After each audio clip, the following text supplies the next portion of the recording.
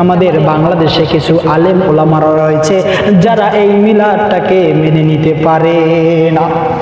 ভাইরা আমার, এই জন্য আমি আপনাদেরকে বলতে চাই, যারা এই মিলাদুন নবী সাল্লাল্লাহু আলাইহি ওয়াসাল্লামের বিরোধিতা করে, যারা এর বিপক্ষে কথা বলে, তাদেরকে অনুকরণ করা যাবে না।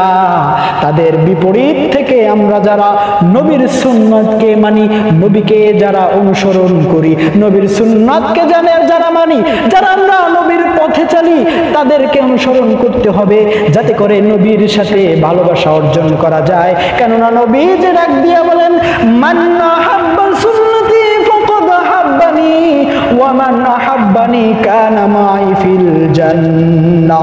যে ব্যক্তি আমার সুন্নতকে ভালোবাসলো, সে আমি নবীকে ভালোবাসলো, আর যে আমি নবীকে ভালোবাসলো, সে কাল কিয়ামতে জান্নাতে গেল। ভাইরা আমার, এই জন্য নবীর মিলাদ করতে হবে, নবীকে সালাম দিতে হবে, কথা বলেন ঠিক কিনা?